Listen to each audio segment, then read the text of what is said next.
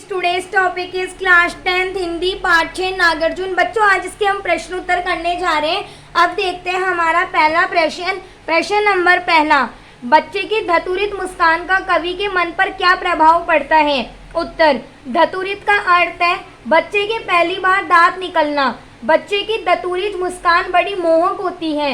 बच्चे की धतूरित मुस्कान का कवि के मन पर अत्यंत गहरा प्रभाव पड़ा है।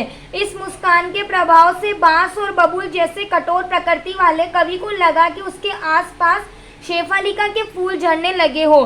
कवि को बच्चे की मुस्कान बहुत मनमोहक लगती है जो उसके मृत शरीर में प्राण डाल देती है। उस मुस्कान से प्रभावित संन्यास धारण कर चुका कवि पुनः गृहस्थ आश्रम में लौट आया है। प्रश्न नंबर 2, बच्चे की मुस्कान और एक बड़े व्यक्ति की मुस्कान में क्या अंतर है। उत्तर, पहला पॉइंट, बच्चे अबोध होते हैं। बच्चों की हंसी में निश्चलता होती है लेकिन बड़ों की मुस्कुराहट कृत्रिम भी होती है। दूसरा पॉइंट, बच्चे मुस्कुराते समय किसी खास मौके की प्रतीक्षा नहीं करते हैं, वे तो बस अपनी स्वाभाविक मुस्कान बिखेरना जानते हैं। तीसरा पॉइंट, बच्चों का मुस्कुराना सभी को प्रभावित करता है परंतु बड़ों की मुस्कान वैसे आकर्षण नहीं रखती।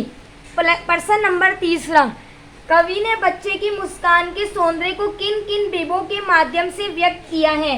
उत्तर, पहला पॉइंट, बच्चे की मुस्कान से मृतक से भी जान आ जाती है, मृतक में भी डाल देगा जान।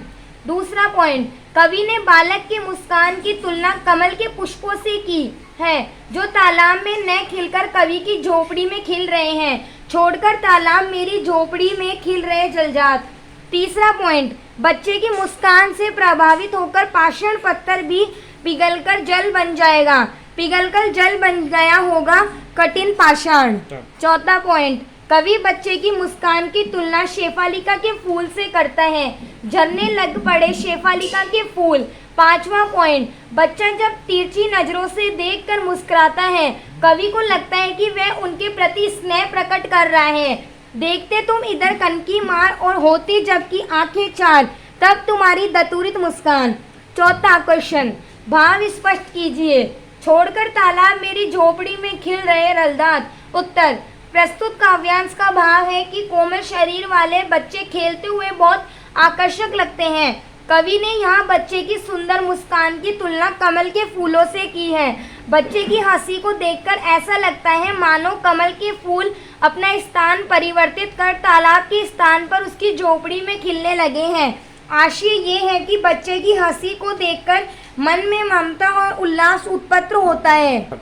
छू गया तुमसे के झरने लग पड़े शेफालिका के फूल बांसता की बबूल। उत्तर, प्रस्तुत काव्यांश का भाव है कि बच्चों के स्पर्श में ऐसा जादू होता है कि कठोर हृदय वाला व्यक्ति जल के समान पिघल जाए। बच्चे के स्पर्श में बांस तथा बबूल जैसे कांटेदार वृक्षों से भी फूल झड़ने लगते हैं। रचना और अभिव्यक्ति प्रश्न देखते हैं बच्चों हम। प्रश्न नंबर पहला, मुस्कान और क्रोध भिन्न भिन्न भाव है, इनकी उपस्थिति से बने वातावरण की भिन्नता का चित्रण कीजिए।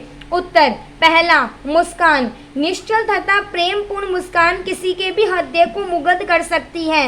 ये मन की प्रसन्नता का प्रतीक है। मुस्कान कठोर एवं भाव शून्य हृदय वाले को भी कोमल और भावयुक्त बना देती है। इसमें पराये को भी अपना बना लेने की अद्भुत क्षमता होती है। दूसरा, क्रोध व्यक्ति के मन में चल रहे असंतोष की भावना है।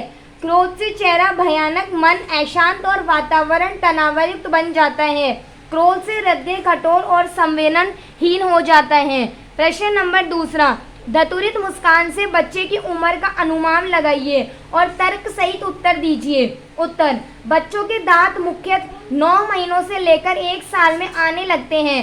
कई बार इसे कम या अधिक समय में भी लग जाया करता है परंतु यहाँ माँ उंगलियों से मधुपक करा रही है, अतः बच्चे की आयु लगभग 1 वर्ष की लगती है। बच्चा अपनी निश्चल धतूरित मुस्कान से सबका मन मोह लेता है। प्रश्न नंबर तीसरा, बच्चे से कवि की मुलाकात का जो शब्द चित्र उपस्थित हुआ है उसे अपने शब्दों में लिखिए। उत्तर, कवि और वह बच्चा दोनों एक दूसरे के लिए सर्वदा उपरिचित है, इसी कारण बच्चा उसे एकटक देखता है। बच्चे ने कवि की उंगलियां पकड़ रखी थी और अपलंग कवि को निहार रहा था। Thank you student.